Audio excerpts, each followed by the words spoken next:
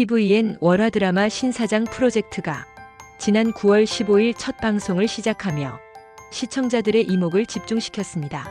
한석규라는 대배우의 복귀작이라는 점에서도 화제가 되었지만 무엇보다 전설적인 협상가 신사장이 평범한 치킨집 사장으로 살아가는 가운데 합법과 편법의 경계를 넘나들며 각종 분쟁을 해결해 나가는 분쟁 해결 히어로 드라마라는 독특한 설정이 시청자들의 호기심을 자극했습니다. 첫 방송부터 한석규 특유의 카리스마 넘치는 연기와 정교한 시나리오가 어우러져 완성도 높은 작품임을 예고했고, 실제로 1화와 2화를 통해 보여준 스토리텔링의 깊이와 캐릭터들의 매력은 시청자들로 하여금 다음 회차가 기다려지게 만들었습니다. 구독과 좋아요 꼭 눌러주시면서 시작해볼까요? 1화는 옥상에서 분신을 예고한 남자를 앞에 두고 신 사장이 태연하게 빨래 좀 널겠다며 긴장을 푸는 장면으로 시작됩니다. 이 한 장면만으로도 그가 협상으로 문제를 해결하는 비범한 인물임을 보여줍니다. 일반인이라면 당황하거나 말리려 들 상황에서 오히려 분위기를 전환시키며 상대방의 마음을 읽어내는 모습은 신 사장이라는 캐릭터의 핵심을 압축적으로 드러냈습니다. 이 오프닝 시퀀스는 단순히 주인공의 능력을 보여주는 것을 넘어서 앞으로 이 드라마가 어떤 방향으로 전개될 것인지에 대한 명확한 신호를 보냈습니다. 극한 상황에서도 침착함을 잃지 않고 상대방의 심리를 파악하여 적절한 해결책을 제시하는 신 사장의 모습은 시청자들로 하여금 이후 등장할 더 복잡하고 어려운 사건들에 대한 기대감을 갖게 했습니다. 하지만 곧 부장판사 김상근이 신입 판사 조필립을 신 사장의 치킨집으로 발령내면서 스토리는 본격적으로 전개됩니다. 여기서 흥미로운 점은 신 사장이라는 인물이 겉으로는 평범한 치킨집 사장으로 살아가고 있다는 설정입니다. 이는 단순한 신분 위장을 넘어서 그의 과거와 현재를 연결하는 중요한 장치로 작용합니다. 치킨집이라는 서민적이고 친근한 공간과 전설적인 협상가라는 비범한 정체성 사이의 괴리감은 캐릭터의 깊이를 더해줍니다. 또한 부장판사 김상근과의 관계를 통해 신 사장이 단순한 개인이 아닌 어떤 조직이나 시스템과 연결된 인물임을 암시합니다. 신입 판사 조필립의 등장은 신 사장이라는 베테랑 캐릭터와 대비되는 순수하고 이상주의적인 인물로 설정되어 앞으로의 스토리에서 흥미로운 화학 반응을 만들어낼 것으로 예상됩니다. 두 인물의 만남은 단순한 선후배 관계를 넘어서 현실과 이상 사이에서 고민하는 현대 사회의 모습을 투영하고 있습니다. 두 사람의 첫 임무는 구더기 젓갈 파동 사건의 중재였습니다. 방송국 보도 이후 피해를 입은 상인들과 방송국 간의 합의를 이끌어내는 것이 목표였죠. 이 사건은 언뜻 보면 단순한 소비자 피해 사례로 보이지만 신 사장의 날카로운 통찰력을 통해 훨씬 복잡하고 음험한 배우가 있음이 드러납니다. 구더기 젓갈이라는 혐오스러운 소재를 통해 시청자들의 시선을 끌면서도 동시에 언론 조작과 대기업의 횡포라는 현실적인 사회 문제를 다루고 있습니다. 이는 단순한 오락 드라마를 넘어서 사회 고발적 성격을 가지고 있음을 보여줍니다. 하지만 신 사장은 이 사건이 대기업의 조작극임을 알게 되고 합의서를 찢으며 사건의 판을 다시 짭니다. 이 장면에서 신 사장의 정의감과 통찰력이 극명하게 드러납니다.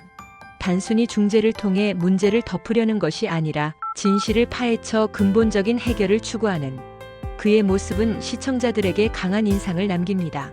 합의서를 찢는 행위는 상징적인 의미가 큽니다. 기존의 틀에 얽매이지 않고 자신만의 방식으로 문제를 해결하겠다는 신 사장의 의지를 보여주는 동시에 앞으로 이 드라마가 기존의 상식이나 관습에 도전하는 내용을 다룰 것임을 예고합니다. 이후 신 사장과 조필립은 트럭에 갇혀 목숨을 위협받는 위기에 처하지만 가까스로 탈출에 성공합니다. 이 시퀀스는 드라마의 긴장감과 액션 요소를 더하면서 신 사장이 단순한 협상가가 아닌 위험한 상황에서도 살아남을 수 있는 능력을 가진 인물임을 보여줍니다. 트럭에 갇힌 상황에서도 신 사장은 당황하지 않고 침착하게 탈출 방법을 찾아내는 모습을 보입니다. 이는 그의 경험과 노하우 그리고 위기 상황에서의 판단력을 잘 보여주는 장면입니다. 또한 조필립과의 팀워크를 통해 두 인물 간의 관계도 한층 깊어지는 계기가 됩니다. 이때 신 사장은 나 신 사장이야 라고 외치며 자신의 존재감을 드러냈습니다. 그동안 숨겨져 있던 자신의 정체성을 당당하게 드러내는 선언과 같습니다. 동시에 시청자들에게는 신 사장이라는 캐릭터의 임팩트를 강화하는 효과를 줍니다. 1화의 구더기 젓갈 사건이 일단락된 후 신 사장의 치킨집에는 때 아닌 외상 소동이 벌어집니다.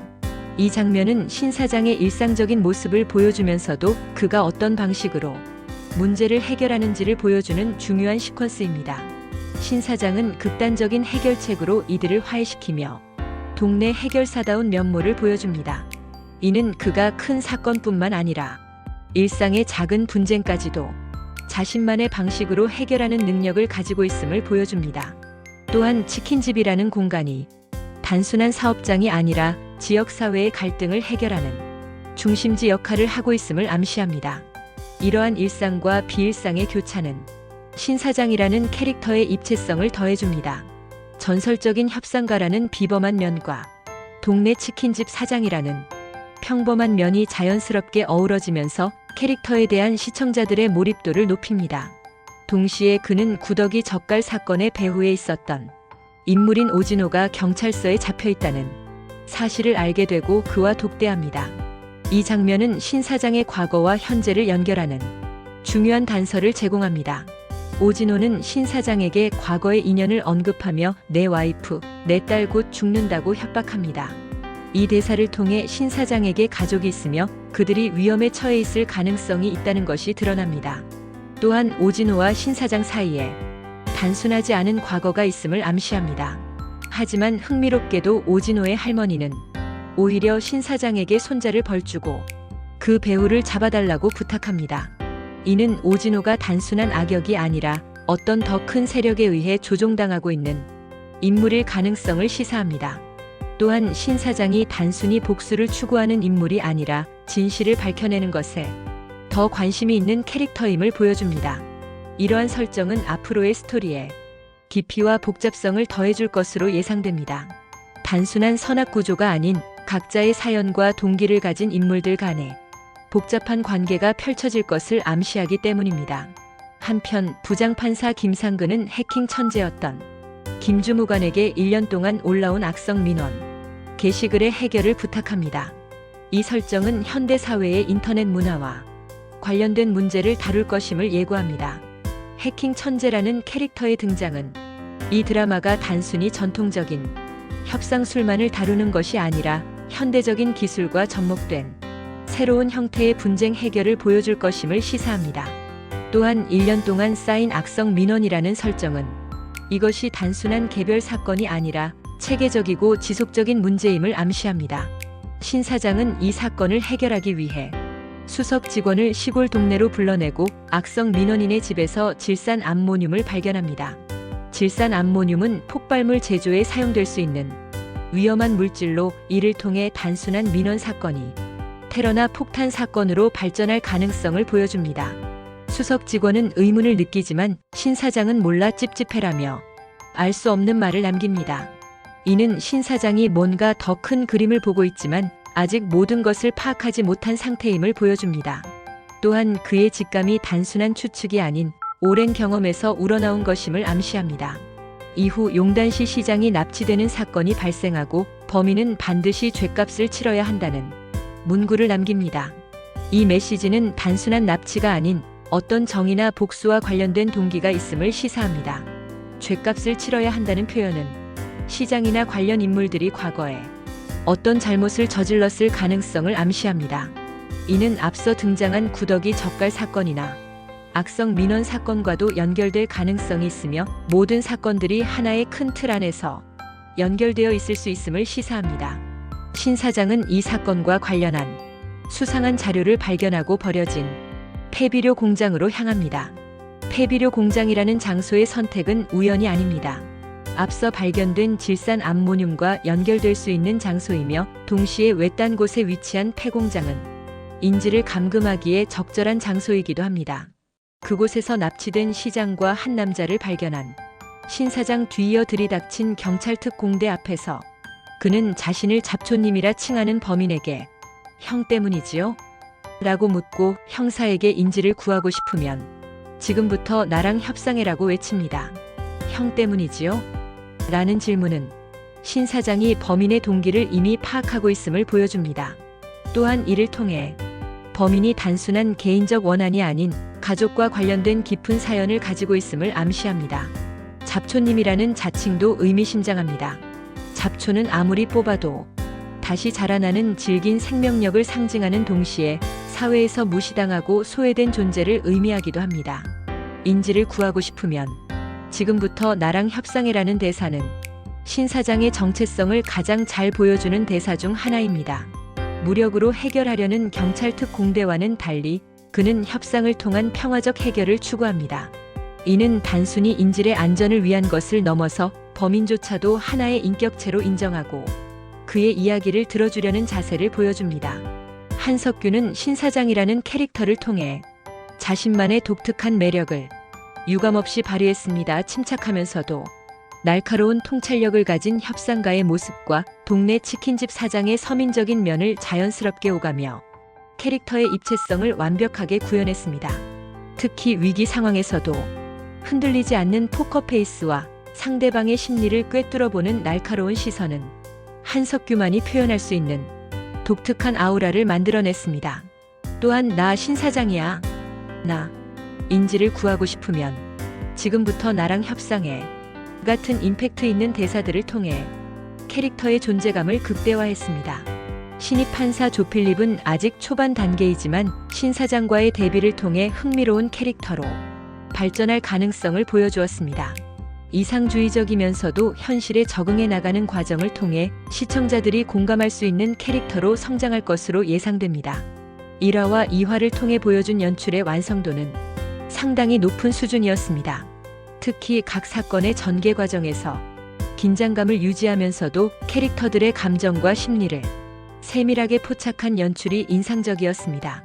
옥상 협상 장면에서의 심리적 긴장감, 트럭 탈출 시퀀스의 액션감, 그리고 폐공장에서의 최종 대치 상황까지 각각의 장면들이 지루할 틈 없이 이어지면서 시청자들의 몰입도를 높였습니다. 현실적인 사회 문제 반영 드라마는 구더기 젓갈 파동, 악성 민원, 언론 조작 등 현실에서 실제로 일어날 수 있는 사회 문제들을 소재로 사용했습니다. 이를 통해 단순한 오락성을 넘어서 사회 고발적 성격도 가지게 되었으며 시청자들에게 생각할 거리를 제공했습니다. 2화 말미에 깔린 여러 복선들을 보면 신 사장의 가족 이야기, 오진호와의 과거 인연, 질산 암모늄과 폐비료 공장의 연관성, 잡초님의 정체와 동기 등이 앞으로 어떻게 해결될지가 주요 관전 포인트가 될 것입니다. 특히 형 때문이지요? 라는 질문을 통해 암시된 범인의 사연이 어떤 식으로 전개될지, 그리고 이것이 신 사장의 과거와 어떻게 연결될지가 흥미롭습니다. 지금까지는 신 사장의 기본적인 능력과 정체성을 보여주는 단계였다면 앞으로는 더욱 복잡하고 어려운 사건들을 통해 그의 협상가로서의 진정한 실력이 드러날 것으로 예상됩니다.